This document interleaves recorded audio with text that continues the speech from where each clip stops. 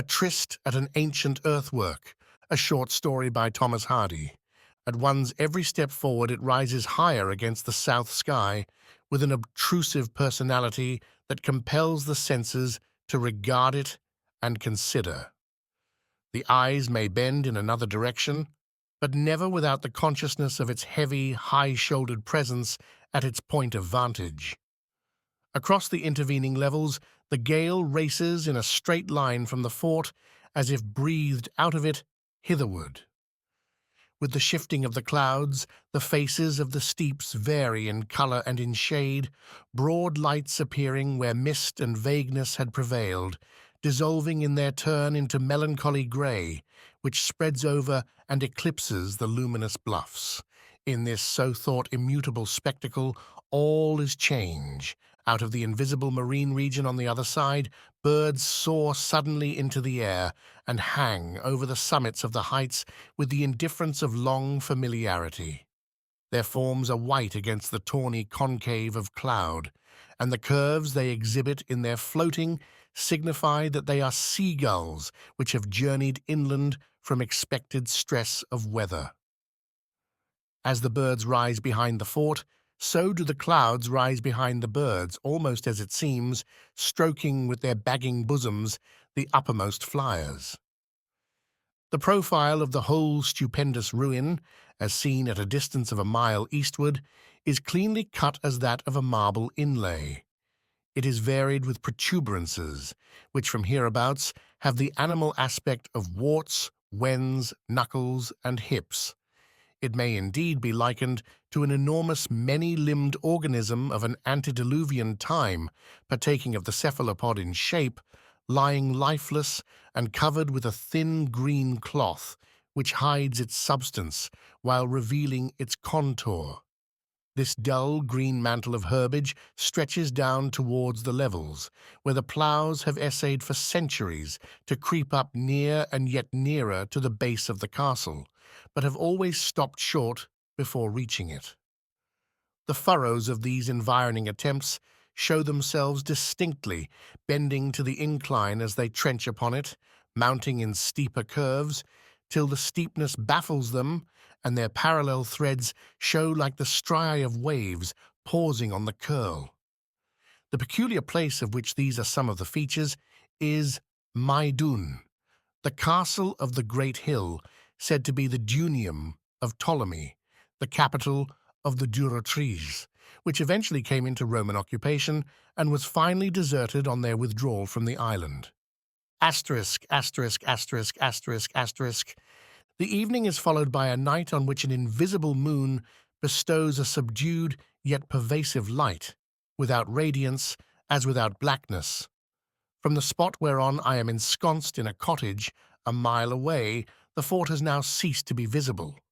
Yet, as by day, to anybody whose thoughts have been engaged with it and its barbarous grandeurs of past time, the form asserts its existence behind the night gauzes as persistently as if it had a voice.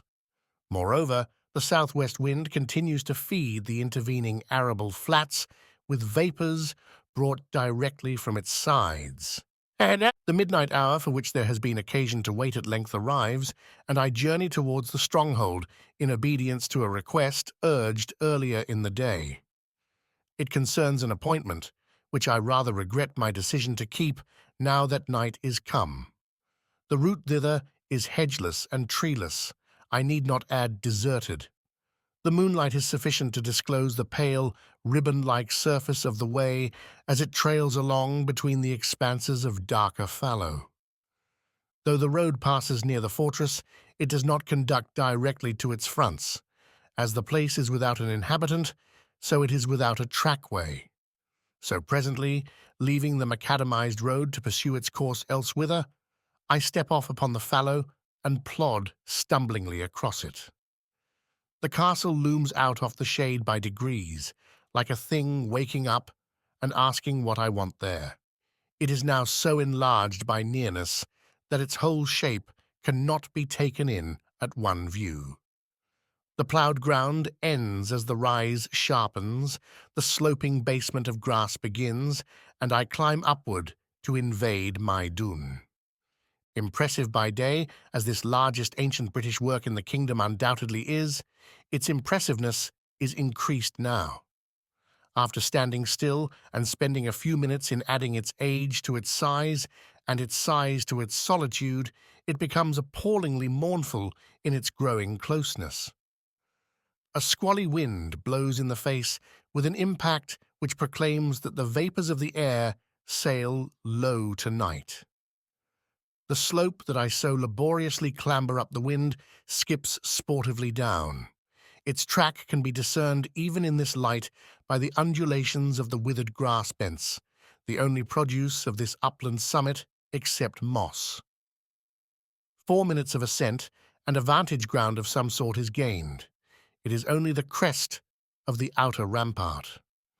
Immediately within this, a chasm gapes. Its bottom is imperceptible, but the counterscarp slopes not too steeply to admit of a sliding descent if cautiously performed. The shady bottom, dank and chilly, is thus gained and reveals itself as a kind of winding lane, wide enough for a wagon to pass along, floored with rank herbage and trending away right and left into obscurity between the concentric walls of earth. The towering closeness of these on each hand, their impenetrability and their ponderousness are felt as a physical pressure. The way is now up the second of them, which stands steeper and higher than the first.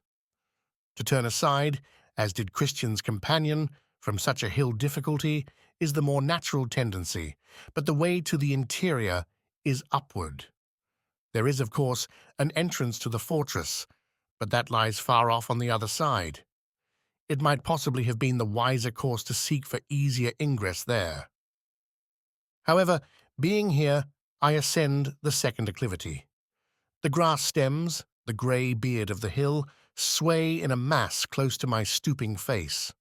The dead heads of these various grasses, fescues, foxtails, and rye, bob and twitch as if pulled by a string underground.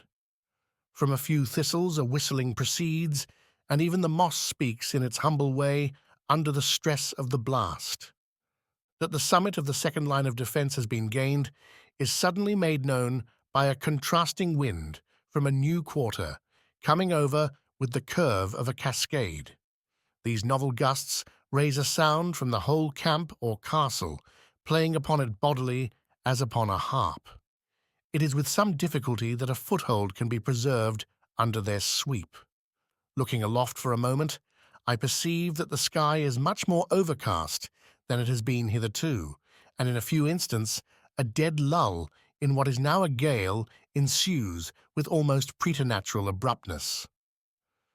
I take advantage of this to sidle down the second counterscarp, but by the time the ditch is reached, the lull reveals itself to be but the precursor of a storm. It begins with a heave of the whole atmosphere, like the sigh of a weary, strong man on turning to recommence unusual exertion, just as I stand here in the second fosse. That, which now radiates from the sky upon the scene, is not so much light as vaporous phosphorescence. The wind, quickening, abandons the natural direction it has pursued on the open upland, and takes the course of the gorge's length, rushing along therein helter-skelter, and carrying thick rain upon its back. The rain is followed by hailstones which fly through the defile in battalions, rolling, hopping, ricocheting, snapping, clattering down the shelving banks in an undefinable haze of confusion.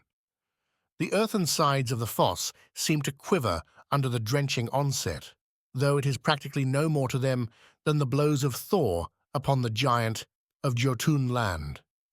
It is impossible to proceed further till the storm somewhat abates, and I draw up behind a spur of the inner scarp, where possibly a barricade stood 2,000 years ago, and thus await events. The roar of the storm can be heard travelling the complete circuit of the castle, a measured mile, coming round at intervals like a circumambulating column of infantry. Doubtless such a column has passed this way in its time, but the only columns which enter in these latter days are the columns of sheep and oxen that are sometimes seen here now. while the only semblance of heroic voices heard are the utterances of such and of the many winds which make their passage through the ravines. The expected lightning radiates round, and a rumbling, as from its subterranean vaults, if there are any, fills the castle. The lightning repeats itself, and coming after the aforesaid thoughts of martial men, it bears a fanciful resemblance to swords moving in combat. It has the very brassy hue of the ancient weapons that here were used. The so sudden entry upon the scene of this metallic flame is as the entry of a presiding exhibitor who unrolls the maps, uncurtains the pictures, unlocks the cabinets, and effects a transformation by merely exposing the materials of his science, unintelligibly cloaked till then. The abrupt configuration of the bluffs and mounds is now, for the first time, clearly revealed. Mounds whereon, doubtless, spears and shields have frequently lain, while their owners loosened their sandals and yawned and stretched their arms in the sun. For the first time, too, a glimpse is obtainable of the true entrance used by its occupants of old, some way ahead. There, where all passage has seemed to be inviolably barred by an almost vertical facade, the ramparts are found to overlap each other like loosely clasped fingers, between which a zigzag path may be followed, a cunning construction that puzzles the uninformed eye. But its cunning, even where not obscured by dilapidation, is now wasted on the solitary forms of a few wild badgers, rabbits, and hares. Men must have often gone out by those gates in the morning to battle with the Roman legions under Vespasian, some to return no more, others to come back at evening, bringing with them the noise of their heroic deeds.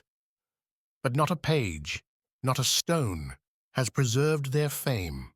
Acoustic perceptions multiply tonight. We can almost hear the stream of years that have borne those deeds away from us. Strange articulations seem to float on the air from that point, the gateway, where the animation in past times must frequently have concentrated itself at hours of coming and going, and general excitement. There arises an ineradicable fancy that they are human voices. If so, they must be the lingering airborne vibrations of conversations uttered at least 1,500 years ago. The attention is attracted from mere nebulous imaginings about yonder spot by a real moving of something close at hand. I recognize by the now moderate flashes of lightning, which are sheet-like and nearly continuous, that it is the gradual elevation of a small mound of earth. At first, no larger than a man's fist, it reaches the dimensions of a hat, then sinks a little, and is still. It is but the heaving of a mole who chooses such weather as this to work in from some instinct that there will be nobody abroad to molest him.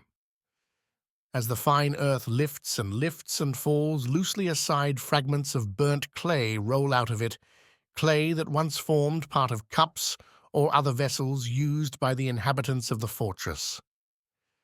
The violence of the storm has been counterbalanced by its transitoriness.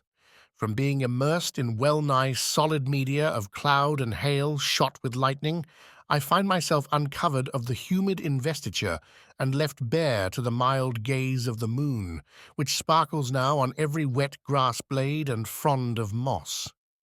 But I am not yet inside the fort, and the delayed ascent of the third and last escarpment is now made. It is steeper than either.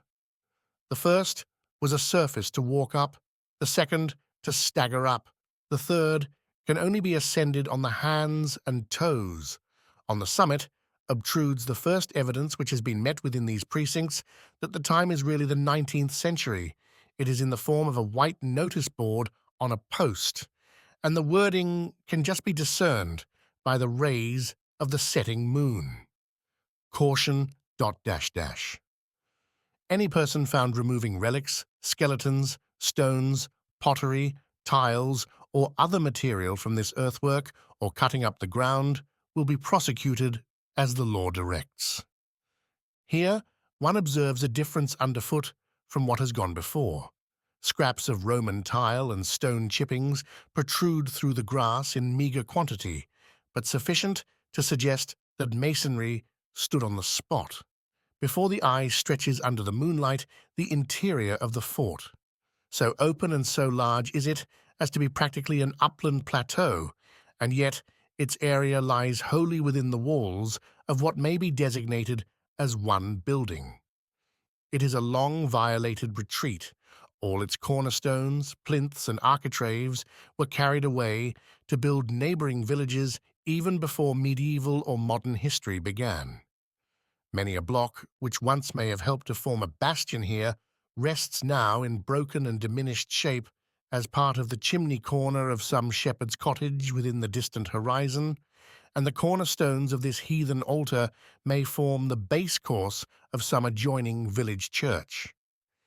Yet the very bareness of these inner courts and wards, their condition of mere pasturage, protects what remains of them as no defences could do. Nothing is left visible that the hands can seize on or the weather overturn, and a permanence of general outline at least results, which no other condition could ensure. The position of the castle on this isolated hill bespeaks deliberate and strategic choice exercised by some remote mind capable of prospective reasoning to a far extent. The natural configuration of the surrounding country and its bearing upon such a stronghold were obviously long considered and viewed mentally before its extensive design was carried into execution. Who was the man that said, "Let it be built here"? Not on that hill yonder or on that ridge behind, but on this best spot of all. Whether he was some great one of the Belgae, or of the Durotriges, or the travelling engineer of Britain's united tribes, must forever remain time's secret. His form cannot be realized, nor his countenance, nor the tongue that he spoke, when he set down his foot with a thud and said, "Let it be here." Within the innermost enclosure, though it is so wide that at a superficial glance the beholder has only a sense of standing on a breezy down, the solitude is rendered yet more solitary by the knowledge that between the benighted sojourner herein and all kindred humanity are those three concentric walls of earth, which no being would think of scaling on such a night as this, even were he to hear the most pathetic cries issuing hence that could be uttered by a spectre-chased soul.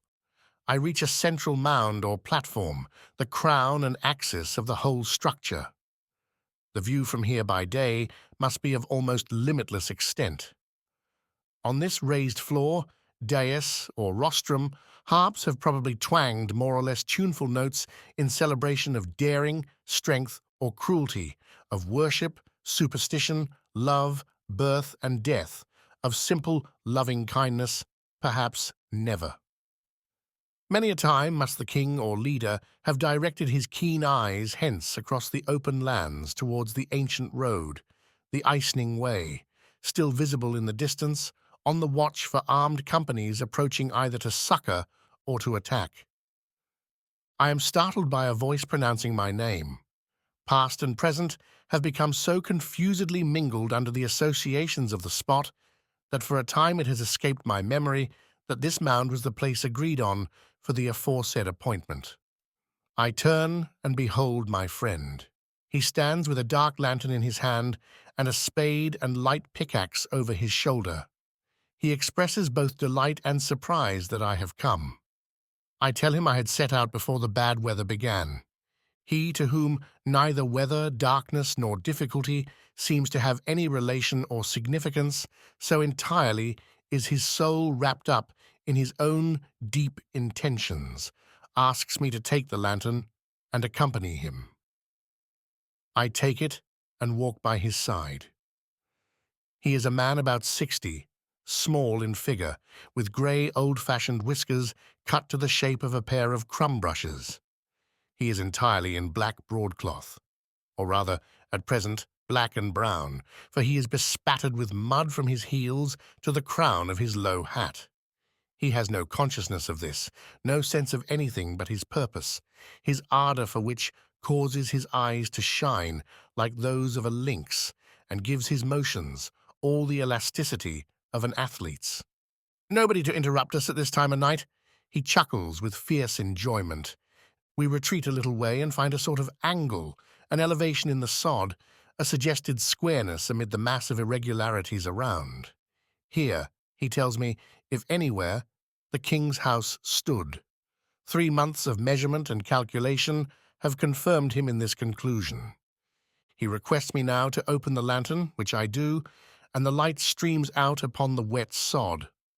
At last, divining his proceedings, I say that I had no idea in keeping the tryst that he was going to do more at such an unusual time than meet me for a meditative ramble through the stronghold. I ask him why, having a practicable object, he should have minded interruptions and not have chosen the day. He informs me, quietly pointing to his spade, that it was because his purpose is to dig, then signifying with a grim nod the gaunt notice post against the sky beyond. I inquire why, as a professed and well-known antiquary with capital letters at the tail of his name, he did not obtain the necessary authority, considering the stringent penalties for this sort of thing, and he chuckles fiercely again with suppressed delight and says, because they wouldn't have given it. He at once begins cutting up the sod, and, as he takes the pickaxe to follow on with, assures me that penalty or no penalty, honest men or marauders, he is sure of one thing, that we shall not be disturbed at our work till after dawn.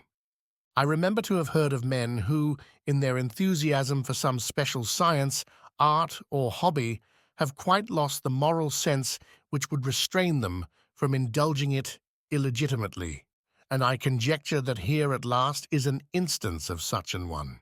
He probably guesses the way my thoughts travel, for he stands up and solemnly asserts that he has a distinctly justifiable intention in this matter, namely, to uncover, to search, to verify a theory or displace it, and to cover up again. He means to take away nothing, not a grain of sand. In this, he says he sees no such monstrous sin. I inquire if this is really a promise to me. He repeats that it is a promise and resumes digging. My contribution to the labor is that of directing the light constantly upon the hole. When he has reached something more than a foot deep, he digs more cautiously, saying that, be it much or little there, it will not lie far below the surface. Such things never are deep. A few minutes later, the point of the pickaxe clicks upon a stony substance. He draws the implement out as feelingly as if it had entered a man's body. Taking up the spade, he shovels with care, and a surface, level as an altar, is presently disclosed. His eyes flash anew. He pulls handfuls of grass and mops the surface clean, finally rubbing it with his handkerchief. Grasping the lantern from my hand, he holds it close to the ground, when the rays reveal a complete mosaic, a pavement of minute tesserae of many colors, of intricate pattern, a work of much art, of much time, and of much industry. He exclaims in a shout that he knew it always, that it is not a Celtic stronghold exclusively, but also a Roman, the former people having probably contributed little more than the original framework which the latter took and adapted till it became the present imposing structure. I ask what if it is Roman? A great deal, according to him, that it proves all the world to be wrong in this great argument and himself alone to be right. Can I wait while he digs further? I agree, reluctantly, but he does not notice my reluctance.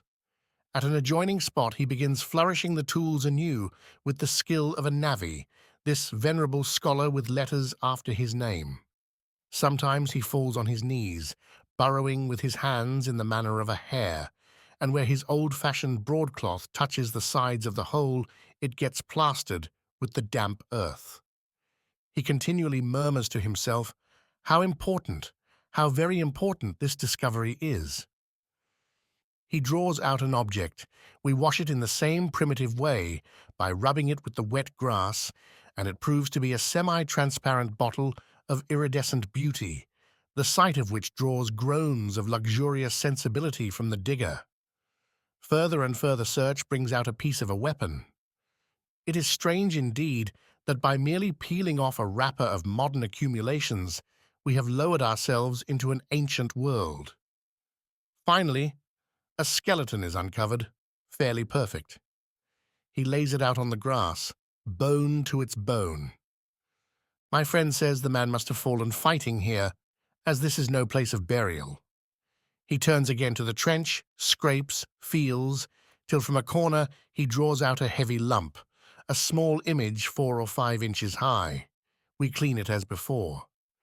It is a statuette, apparently of gold, or more probably of bronze gilt, a figure of Mercury, obviously, its head being surmounted with the petasus or winged hat, the usual accessory of that deity.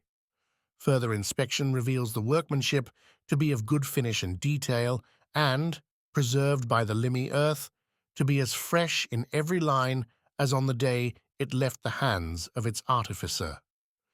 We seem to be standing in the Roman Forum and not on a hill in Wessex.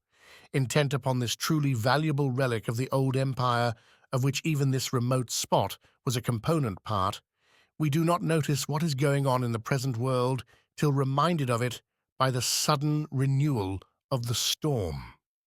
Looking up, I perceive that the wide extinguisher of cloud has again settled down upon the fortress town, as if resting upon the edge of the inner rampart and shutting out the moon. I turn my back to the tempest, still directing the light across the whole. My companion digs on unconcernedly. He is living 2,000 years ago and despises things of the moment as dreams. But at last he is fairly beaten, and standing up beside me looks round on what he has done. The rays of the lantern pass over the trench to the tall skeleton stretched upon the grass on the other side. The beating rain has washed the bones clean and smooth, and the forehead, cheekbones, and 32 teeth of the skull glisten in the candle shine as they lie. This storm, like the first, is of the nature of a squall, and it ends as abruptly as the other. We dig no further. My friend says that it is enough. He has proved his point. He turns to replace the bones in the trench and covers them, but they fall to pieces under his touch. The air has disintegrated them, and he can only sweep in the fragments. The next act of his plan is more than difficult, but is carried out. The treasures are inhumed again in their respective holes. They are not ours. Each deposition seems to cost him a twinge, and at one moment I fancied I saw him slip his hand into his coat pocket. "We must rebury them all," say I. "Oh, yes," he answers with integrity. I was wiping my hand. The beauties of the tessellated floor of the governor's house are once again consigned to darkness. The trench is filled up, the sod laid smoothly down. He wipes the perspiration from his forehead with the same handkerchief he had used to mop the skeleton and tesserae clean, and we make for the eastern gate of the fortress. Dawn bursts upon us suddenly as we reach the opening. It comes by the lifting and thinning of the clouds that way till we are bathed in a pink light. The direction of his homeward journey is not the same as mine, and we part under the outer slope. Walking along quickly to restore warmth, I muse upon my eccentric friend, and cannot help asking myself this question. Did he really replace the gilded image of the god Mercurius with the rest of the treasures? He seemed to do so, and yet I could not testify to the fact. Probably, however, he was as good as his word. It was thus I spoke to myself, and so the adventure ended. But one thing remains to be told, and that is concerned with 7 years after. Among the effects of my friend, at that time just deceased, was found, carefully preserved, a gilt statuette representing Mercury, labelled "Debased Roman." No record was attached to explain how it came into his possession. The figure was bequeathed to the Casterbridge Museum.